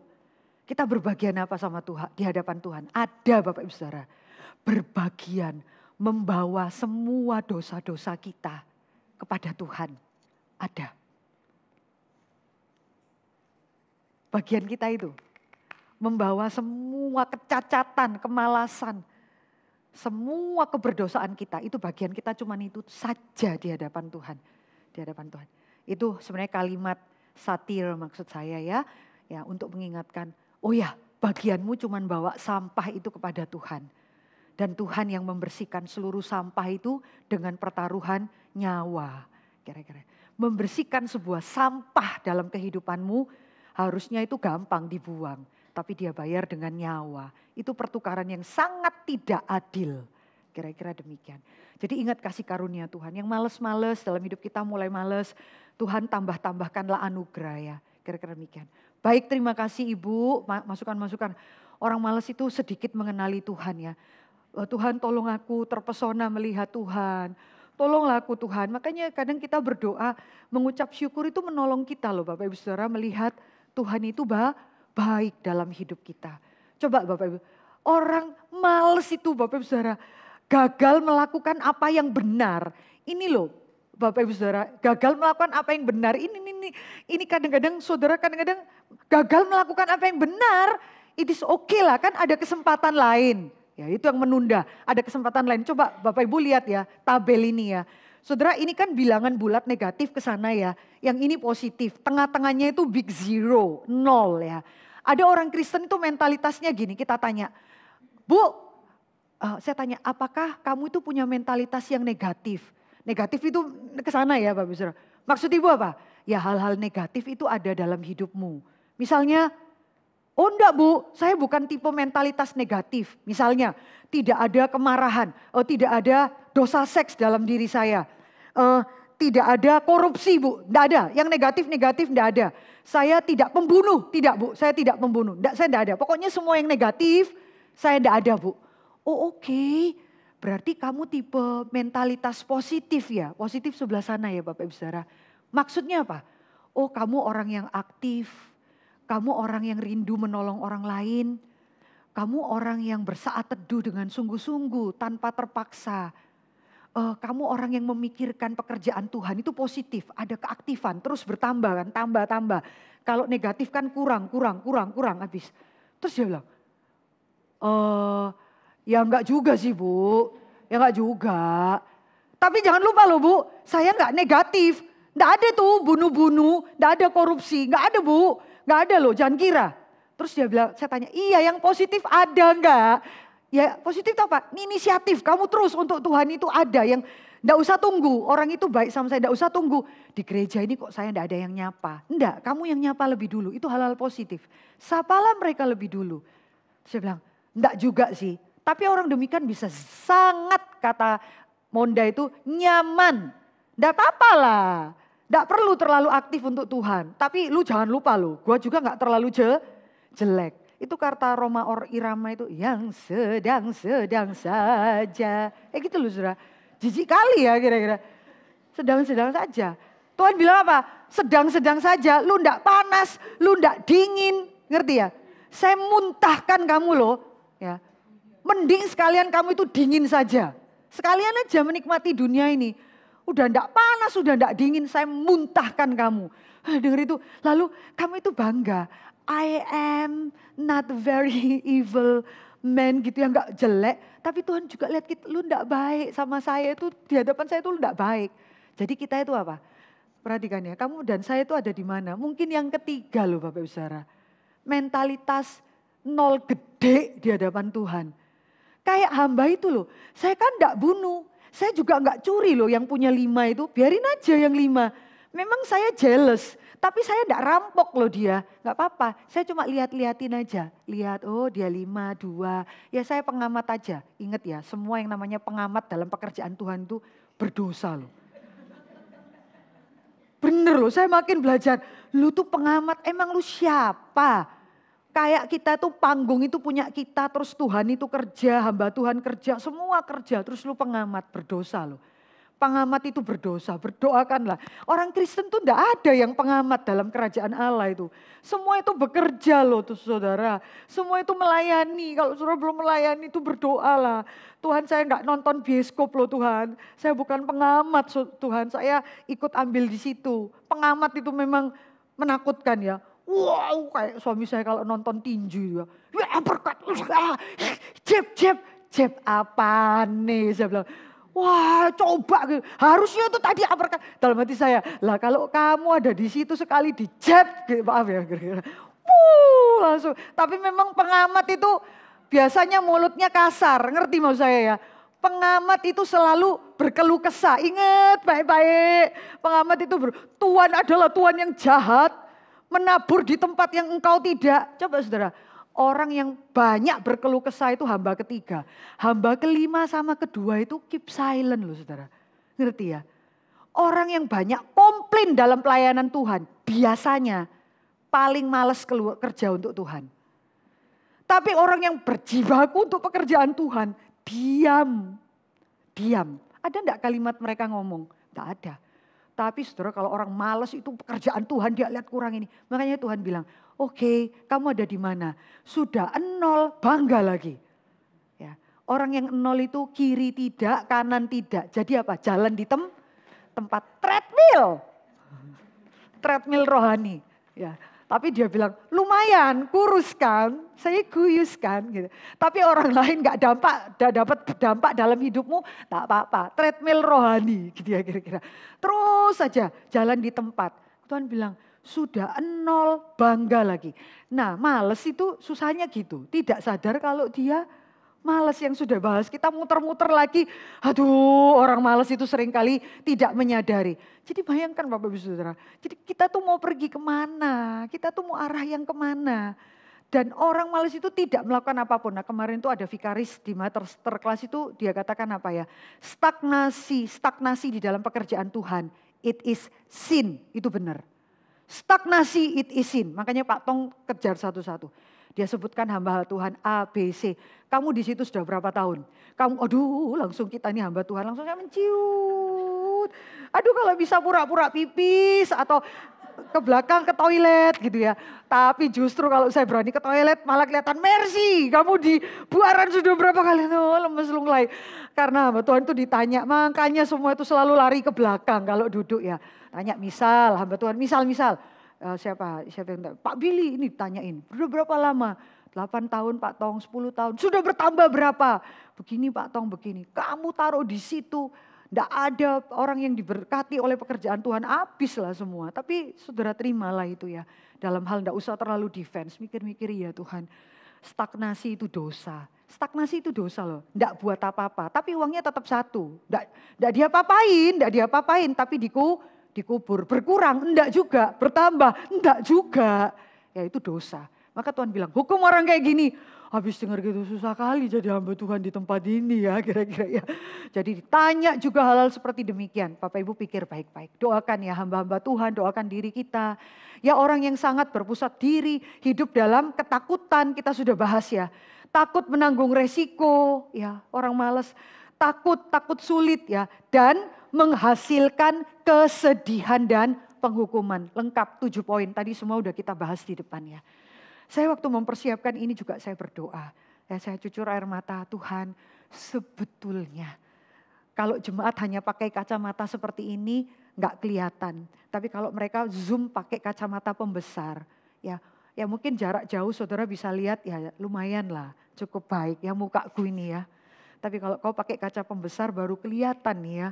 Komedo-komedo di mukaku ya. Lalu bopeng-bopeng sedikit. Cuman kalau jarak jauh sih oke nggak? Oke lah ya. Haus pujian gitu ya. Maka biarlah firman Tuhan itu telisik sampai hati kita ya. Jangan mentoleransi dosa-dosa itu. Jangan sampai kita bertemu Tuhan satu kali waktu dan Tuhan mengatakan yang ini tidak bisa masuk bersama sukacita dengan saya. Yang ini adalah hamba Tuhan yang malas dan tidak berguna. Hukumlah dia. Masuklah di dalam penghukuman yang kekal. Ibu-ibu, saya hanya minta boleh 5 menit ya. Satu boleh raise hand dan katakan, Bu harus mengatasi kemalasan itu dengan apa? Apa hal-hal positifly yang bisa kita lakukan jadi habit kita sebagai orang Kristen. Tadi kan ngomongin hal yang negatif panjang lebar 1 jam. Sekarang what should I do jadi orang Kristen untuk membuang hal-hal yang demikian? Apa ya? Boleh satu poin Bapak Ibu Saudara. Apa ya? Satu kalimat demi satu kalimat, biasakan diri lah. Jadi kalau iri hati, kapan lalu kan kita bahas poin-poin baik ya. Yaitu apa? Jangan biasa melihat apa itu kelebihan orang lain supaya kita tidak iri hati. Biasakan mengucap syukur bukan hanya untuk dirimu tapi juga untuk orang lain supaya tidak sering iri hati. Ya. Nah sekarang untuk malas apa? Bapak Ibu Saudara, bolehkah harusnya diskusi ya. Tapi waktu kita ya hamba Tuhannya udah kebanyakan ngomong. Boleh sharing berdua deh kayak tadi ya 2 menit. Saya mesti buat apa ya supaya paling tidak kemalasan ini saya bereskan dalam hidup saya. Kebiasaan apa? Poin-poin itu. Lagi ya. Ayo ibu-ibu kita langsung. Pak Lukson tolong dicatat ya poin-poinnya. Ibu-ibu berapa yang ikut PD di sini mereka catat itu, mereka bilang poin-poinnya yang dicatat selama kita diskusi itu sangat membantu mereka untuk mengaplikasikannya. Mereka pulang ke rumah punya KTB sendiri di rumah, itu menolong mereka ya.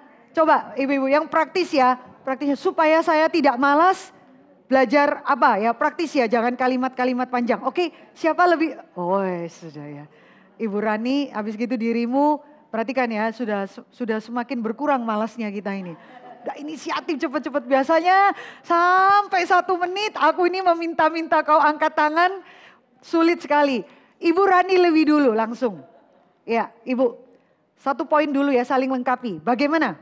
Menggali akar kemalasan itu terlebih dahulu. Menggali ya. Menggali, karena kemalasan itu ada sebab musababnya, Bu. Jadi yang pertama dilakukan adalah menggali kemalasan itu sendiri. Karena beberapa orang, contohnya saya, dulu pun saya bukan tipe orang yang pemalas. Tetapi sekarang ini saya seperti orang yang malas, tidak berdaya apa-apa. Kayaknya enggak seperti deh Bu. Sorry. Bercanda Bu, bercanda. Oke. Lanjut. Oke. Jadi yang pertama menggali ya. Menggali akar kemalasan. Ya, baik. Pikir, kenapa lu malas? Pikir. Oke, Ya. Ini dulu tadi Bu Ika. Yang kali ini tidak ada satu kelompok yang terlewatkan. Mau sampai jam 12 tetap nih. Ayo. Semua ya. Untung ada kelompok lain enggak sampai sini. Oke. Teruslah melayani sampai kita lupa rasanya malas. Oh, keren banget. Seriously. Seriously. Aduh, ada pengharapan di Buaran. Aduh, ada pengharapan buat generasi di Buaran. Ya, merinding aku sampai. Ya di dalam kemudaan mereka hanya bilang, belajarlah terus semangat melayani sampai lupa males. Amin. Dengan segala tenaga dalam. Sampai kamu lupa. Bener loh, banyak orang ya terus mikirkan Tuhan, lupa diri itu ya. Awet, sehat. Aku lihat Pak Tong itu orang yang selalu lupa sama dirinya. Waduh, sebentar lagi saya mau mati. Sebentar lagi ini terakhir. Ngomong itu dari umur 70 tahun. Ini kapin terakhir. Sampai 84 kagak pernah terakhir saudara ya. Sampai kagak ada matinya nih orang ini. Ini perpisahan di Argentina. Ini salam terakhir, ini pertemuan terakhir. Tahun depan enggak mungkin saya datang lagi ke sana. Can you imagine that? Ya, tapi orang yang terus takut ya cepat mati loh saudara. Ya kira-kira kita lihat. Baik, puji Tuhan ya. Kenalilah akar dirimu, praktis kayak gini loh Bapak Saudara ya. Teruslah belajar melayani Tuhan sampai kamu itu lupa. Ya lupa capekmu, lupa malesmu. Ya kira-kira demikian. Thank you. Ada lagi? Terus. Ini. Oh iya, lebih dulu. Siap-siap ya sini belum. Mudah-mudahan yang ini nggak direkam. Wah. Kalau yang depan tadi direkam. Oke. Yang direkam ya, nggak boleh mundur loh, nggak boleh mundur. Oke. Kalau kami tadi bicaranya, aku sih ngelihatnya semua dasarnya kembali bagaimana kita punya hubungan yang baik sama Tuhan. Relasi sih Bu. Oke. Relasi sama Tuhan. Jadi kalau Tuhan itu menciptakan kita ada tujuan. Jadi bagaimana kita merespon Tuhan menciptakan kita buat apa. Jadi tidak ada Tuhan menciptakan kita itu untuk merugikan gitu sih Bu. Lebih kepada kitanya. Oke. Jadi kalau kita punya relasi baik sama Tuhan dan mengenal cara kerjanya Tuhan dan mengenal bagaimana Tuhan mau Tuhan berkarya sama kita, memang kita harus berkarya. Iya. Jadi kita bisa melihat di situ. Pertama, jadi ketiga Pak Luksan tolong catat ya. Itu sebenarnya core-nya relasi kita dengan Tuhan. Iya. Karena kita punya Allah yang bekerja. Sampai saat ini pun bekerja. Yohanes catat gitu. Bapakku di surga bekerja, maka aku juga bekerja. Sekarang lu boleh tidur-tidur di planet bumi. Kayak gitu nggak? Iya. Ya kayak malu lah kita ya. Bapakku bekerja, aku bekerja. Terus lu boleh tidur-tidur.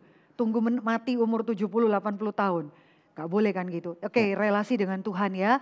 Jadi dia punya rancangan. Lu ndak boleh pengangguran di tengah dunia. Relasi.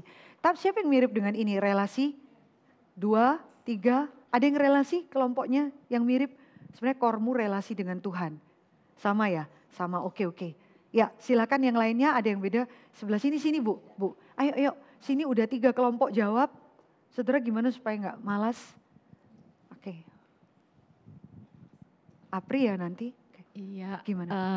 Saya sih melihatnya begini ya, karena saya suka pengalaman pribadi nih ya. Iya. Lebih ke melihat bagaimana Tuhan menebus kita dengan darahnya, dengan hinaan dan segala macamnya itu, masa kita masih mau bermalas-malasan gitu ya. Karena saya sering juga gitu, kadang-kadang pada saat saya sudah lelah sekali, suka lupa berdoa kalau mau tidur. Tapi dengan saya melihat bagaimana Tuhan itu menebus kita dengan pengorbanannya, saya jadi malu sendiri gitu. Jadi berusaha untuk lebih sungguh-sungguh lagi berdoa gitu. Oke, terima kasih ya Ibu ya. Kembali lagi ingat karya pengorbanan Kristus ya. Masa kamu ngomong sama Tuhan aja segitu malesnya ya dalam kehidupan doa. Oke, terima kasih Ibu. Satu lagi di sebelah sini. Kelompoknya Apri atau kelompok siapa? Kelompok Ibu Rina mau jawab Apri? Ada lagi nggak? Kelompok sini satu lagi yuk. Oke. Kalau kelompok kami tadi berdiskusi bahwa sebenarnya kita harus paksa diri kita untuk nggak males gitu kan. Bahwa Tuhan sendiri itu nggak pernah males untuk menjagain kita. Itu aja sih kalau kelompok kami, paksa diri. Bener loh Bapak Ibu Saudara, kita tuh natur manusia berdaging. Ini saya suka sekali kalimat ini baik ya. Rela memaksa diri dan memaksa diri untuk rela. Itu 2 hal bersama-sama. Rela dan paksa. Paksa dan rela. Gak bisa Bapak Ibu Saudara. Natur manusia kita berkedagingan ini akan menikmati, Amsal bilang tidur lagi, mengantuk lagi. Wake up, hai cari semut. Hai keluar dari pembaringanmu. Wake up, bangun. Ya, jadi prinsip Bapak Ibu Saudara. Ternyata untuk bisa rela pun itu harus dimulai dengan dipaksa. Harus. Ya, saya dengan paksa bisa rela. Dan waktu rela itu kita saling berkaitan, rela untuk memaksa diri. Tidak bisa Bapak Ibu Saudara. Kita tidak bisa bilang ini, saya tidak suka, kok saya nggak suka sama itu. Tidak bisa, kita doakan untuk anak-anak kita ya. Kadang-kadang mereka harus bertemu hal-hal yang mereka tidak sukai. Entah di kantor, entah di pekerjaan, entah dalam relasi. Ya. Saya bilang sama pengurus, kita ini ya berelasi dengan orang, saya hamba Tuhan. Tuhan paksa harus berelasi dengan orang-orang yang enggak kita sukai. Bahkan orang-orang yang kita tahu mungkin berharap kita cepat mati, ekstrim ya. Kapan lu mati? Kapan lu ditendang dari GRII? Kapan? Bisa seperti itu Bapak Ibu Saudara. Saya berharap kamu cepat-cepat nyah dari sini. Sampai sebenarnya tapi kita tuh memaksa diri kita untuk berdoa bagi dia. Memaksa diri kita untuk menjabat tangan dia bukan dengan kemunafikan. Lama-lama waktu kita paksa diri, kita menikmati. Wah, saya jadi rela loh Tuhan. Saya jadi bahagia. Paksa, rela, bahagia untuk memaksa diri terus, itu saling berkaitan. Itu hidup Kristen. Itu hidup Kristen. Ya, untuk bisa rela itu nggak jatuh dari langit, Bapak Ibu Saudara. Nggak jatuh dari langit. Perlu maksa diri kita. Ya, itu baik. Terima kasih. Itu masukan yang baik. Rela untuk memaksa diri kita dan memaksa diri kita untuk rela, itu saling berkaitan. Puji Tuhan. Ya, ada lagi yang berbeda dari semua yang kita tadi jawab, yang berbeda. Ibu, yang berbeda. Ya, Ibu jangan lari-lari, Bu. Okay. Situasi memang situasi keadaan kita sangat mendukung. Iya. Maksudnya gini, saya biasanya sangat malas berhadapan dengan orang yang suka bikin ribut. Oke, ya. Sangat malas. Tapi di dalam kondisi ini saya harus melihat kondisinya seperti apa. Karena saya pikir dengan saya menjadi contoh yang tidak baik, nanti bagaimana dengan yang lain. Karena terus terang aja di tengah-tengah lingkungan saya, yang maksudnya yang ikut komunitas-komunitas seperti ini hanya saya di tengah-tengah keluarga. Okay. Terus saya pikir gini, kalau saya Tuhan harus mundur dari situ, ini bagaimana ini? Terus saya ingat satu hal, bahwa saya tidak boleh malas. Maksudnya tidak boleh malas menegur atau apapun memberikan contoh yang baik. Tuhan, itu perintah darimu, saya harus tunduk pada perintahmu. Saya bukan melakukan kepada mereka, tapi saya mau tunduk pada perintah Tuhan. Saya tidak mau malas melakukan yang baik. Itu saja. Oke, baik ya. Saya nggak mau konflik, males kadang ngajak ke PA wanita, sok rohani lu, udahlah gue banyak kerjaan, gue nggak kayak lu, gereja-gereja mulu misalnya ya. Itu kan konflik ya sama orang-orang demikian. Kadang kita bilang, ya udahlah urusanmu aja sendirilah, ya sudah capek ya. Tapi boleh jelaskan dalam satu kalimat, ya belajar taat kali ya. Rela menanggung resiko dan penolakan, ditolak orang, itu siapkan hatimu untuk ditolak orang ya. Kadang di reform tuh orang banyak tuduhan kerajinan, hidup cuman PA doang gitu ya kira-kira. Kayak gak ada punya fun hidupnya. Ya gak apa-apa, ketemu dengan orang-orang yang menolak kita, is okay ya. Tuhan tambahkan belas kasihan. Iya, Apri? Iya, silakan. Oh iya, ini ada yang tanya boleh ya. Please, Mbak Ibu-Ibu tanya ya. Oke, kita selesai jam 12 kurang 7 menit. Yuk, Apri. Ini kan ada orang-orang yang malas dalam berbagai hal gitu. Tapi ada suatu saat kita juga kesel sama orang yang malas itu gitu loh. Kita nggak suka gitu. Sampai kita kadang-kadang sering emosi dan juga marah. Sudah diingatkan baik-baik misalnya. Tapi juga terus melakukan hal-hal yang kemalasan itu diingatkan, dinasehati gitu. Kemudian sampai kita sendiri, misalnya saya sendiri ngingetin sampai saya tuh marah gitu loh. Saya marah terus. Apakah itu kayaknya juga saya tahu siapa dosa, ini. Gitu. Ibu paham betul. Kayaknya sesama ya? mama incun nih hatinya. Sorry lanjut. Langsung connect ya. Kayaknya tahu aku nih siapa nih anak. Geram kali aku nih ya. Anda yang malas jadi saya yang berdosa. Jadi sering kayak gitu. Oh iya. Anda yang malas, gue yang berdosa gitu. Kenapa kamu bikin aku geram gitu ya.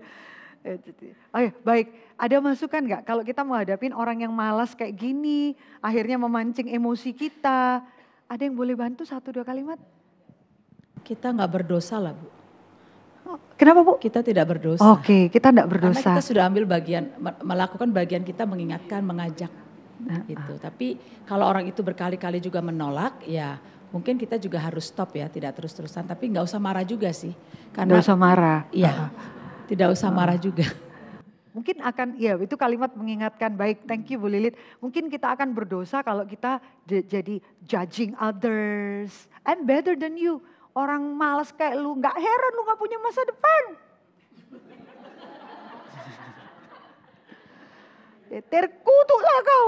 Ya, gak heran keturunanmu miskin kali kau. Mirip Alkitab bilang. Ya, bocor rumahmu gak sadar juga kau. Gitu. Ya, jadi mulai judging ya. Mulai judging, mulai merasa lebih baik daripada si pemalas-pemalas ini gitu ya.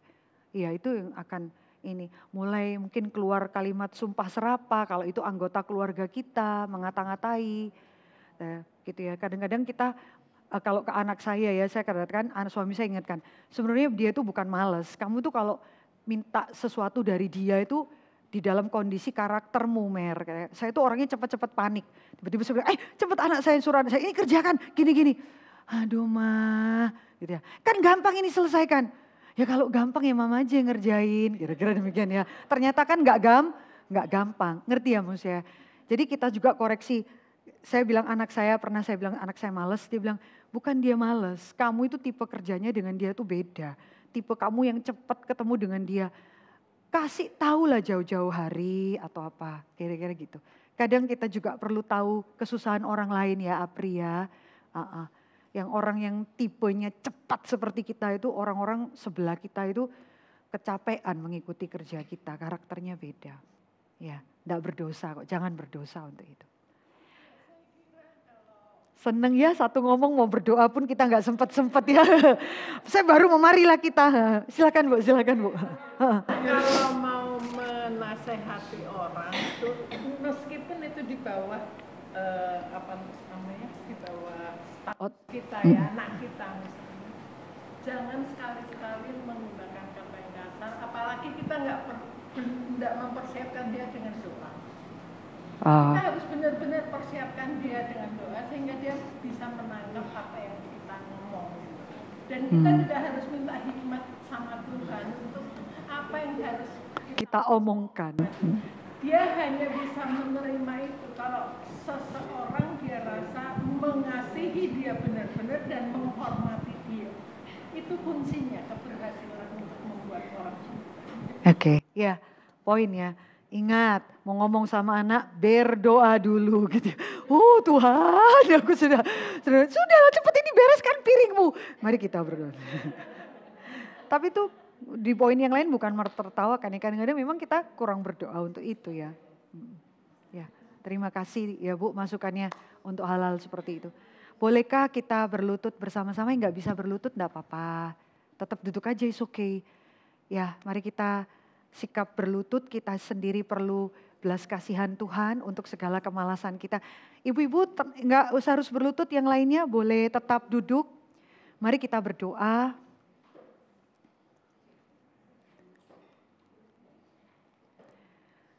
Kita doakan untuk anak kita, keluarga kita, suami kita, bahkan diri kita untuk punya mata yang tajam melihat keinginan Tuhan.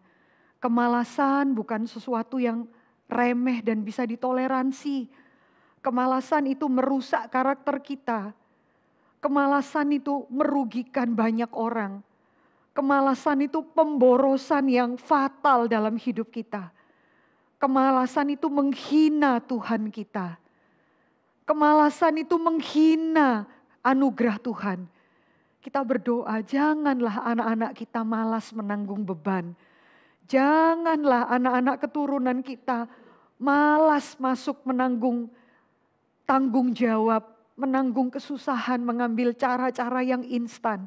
Kita berdoa, mari kita ingat suami kita, anak kita, diri kita di hadapan Tuhan. Kita tenang, teduh, dengan hati yang tertunduk, lutut yang bertelut, kita doakan. Ada keluarga-keluarga kita juga yang bahkan untuk mengingat Tuhan pun mereka begitu malas sekali.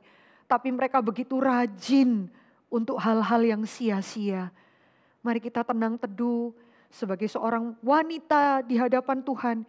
Kita berdoa untuk sekeliling rumah kita, untuk keponakan kita, untuk anak-anak murid sekolah minggu kita mungkin yang kita ingat.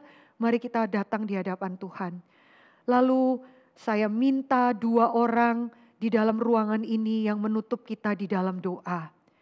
1 orang Monda, 1 orang ibu yang menutup kita dalam doa. Mari ibu-ibu kita berdoa dulu untuk keluarga kita dan 2 orang akan menutup kita dalam doa. Tuhan, kami ini datang di hadapan-Mu. Saya dan semua ibu-ibu Tuhan, kami mungkin memikirkan kemalasan itu ada dalam diri orang lain. Tapi sesungguhnya ada aspek-aspek hidup kami yang memiliki tembok-tembok kemalasan yang kami toleransi Tuhan. Dan itu mendukakan Tuhan. Tuhan ampuni kami. Tuhan sisa hidup kami, celikkan mata kami. Aku ingat anak-anakku Tuhan. Aku ingat suamiku, keluargaku. Tuhan tolong, selamatkanlah kami Tuhan. Ampuni kami. Kami tidak membuang-buang waktu dengan percuma Tuhan. Dan kami tidak mengasihani diri kami. Tolong hamba, suami dan anakku Tuhan melayani di gereja ini. Dengan lebih rajin, dengan lebih berkorban. Dengan lebih totalitas Tuhan. Dan tidak menghabis-habiskan kebaikan Tuhan dengan segala kesia-siaan. Tuhan berkati, Tuhan dengar semua kami kaum wanita yang bertelut di hadapan-Mu. Tuhan berbelas kasihan, Tuhan melihat semua hati kami dan Tuhan menjawab doa kami. Terima kasih Bapa, Engkau sungguh amat baik. Tolong anak-anak kami Tuhan yang ada di gereja kami, di dalam masa muda mereka, fisik mereka yang kuat, kapasitas mereka, waktu mereka. Berkati Tuhan supaya masa depan mereka sungguh-sungguh di dalam tangan Tuhan. Doa mereka dijawab Tuhan. Kerja keras mereka tidak pernah sia-sia. Dan masa depan mereka sungguh-sungguh diberkati Tuhan. Tuhan terima kasih. Jangan sampai kami menjadi orang yang malas secara rohani Tuhan. Tambah-tambahkanlah hati yang rindu belajar. Rindu mencari Tuhan. Rindu berkorban lebih lagi di hadapan-Mu Tuhan. Terima kasih. Dengarlah doa ini Tuhan. Dengan hormat boleh kami minta 2 orang. Saya pilih 1 orang muda seperti Monda dan 1 orang ibu lagi menutup kita dalam doa. Mari kita berdoa. Bapa di surga, terima kasih ya Tuhan. Ya Tuhan.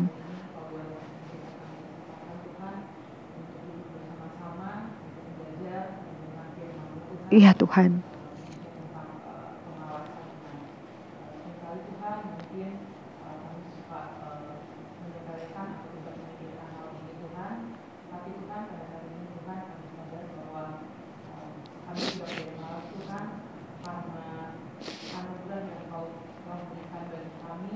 Ya Tuhan. Benar Tuhan. Bantu kami Tuhan.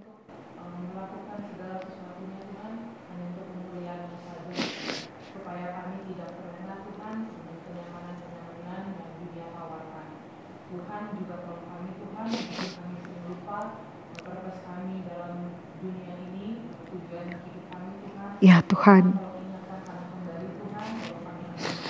Benar Tuhan. Tuhan, kerajaan Tuhan ini, baik itu terhadap keluarga, teman-teman, atau siapapun Tuhan orang-orang di sekitar kami, supaya lewat apa yang kami buat Tuhan, kami juga boleh memuliakan. Amin. Terima kasih Tuhan.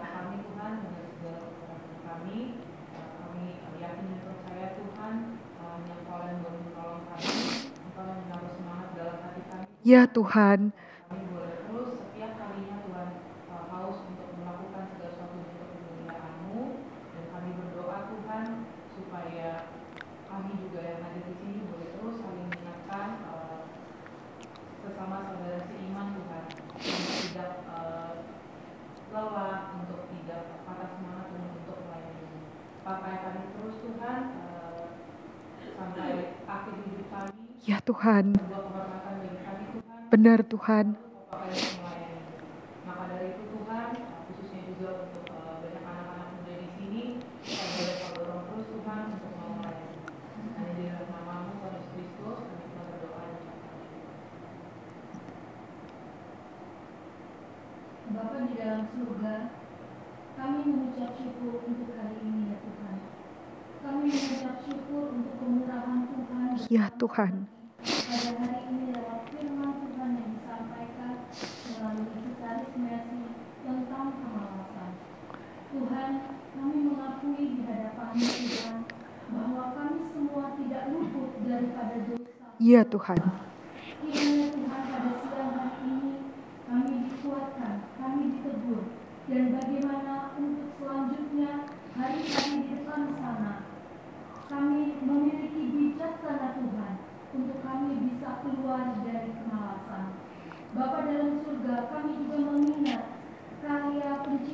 Tuhan, di waktu Tuhan menciptakan langit bumi dengan segala isinya, di dalam ketekunan Tuhan bekerja dengan sangat sempurna. Biarlah ini Tuhan menjadi spirit kami, bahwa selama hidup kami di dalam dunia ini, kami harus tetap bekerja Tuhan. Bekerja untuk melakukan pekerjaan-pekerjaan baik. Ya Tuhan. Perintahkan atas kami. Tolonglah kami Tuhan. Engkau yang mengetahui kelemahan kami, keterbatasan kami. Dan kiranya Tuhan yang memberikan kami kekuatan untuk kami dapat keluar dari zona kenyamanan. Ya Tuhan. Tuhan, kiranya kami mengingat kepada anak-anak kami, kepada keluarga kami, kepada teman-teman kami. Ya Tuhan. Sampai hari ini, mungkin mereka masih mengeraskan hati untuk malas mengingat Tuhan, untuk malas beribadah kepada Tuhan. Ya Tuhan. Kami percayai anugerah-Mu atas mereka. Benar Tuhan. Ya Tuhan, hanya itu yang kami pegang Bapa. Tuhan, dengan perkataan kami memserahkan mereka ke dalam tangan-Mu Tuhan. Ya Tuhan. Jangan biarkan pada saat mereka Engkau panggil datang di dalam keadaan yang sudah compang-camping. Ya Tuhan. Tuhan Engkau menyelamatkan umat-Mu. Ya Tuhan. Mereka di hari yang waktu mereka masih punya untuk mereka bertobat dan tidak hidup lagi di dalam kemalasan. Ya Tuhan. Kami mengucap syukur untuk hari ini Tuhan. Hanya di dalam nama Tuhan Yesus kami sudah berdoa dan mengucap syukur. Amin. Amin. Tuhan memberkati setiap kita ibu-ibu.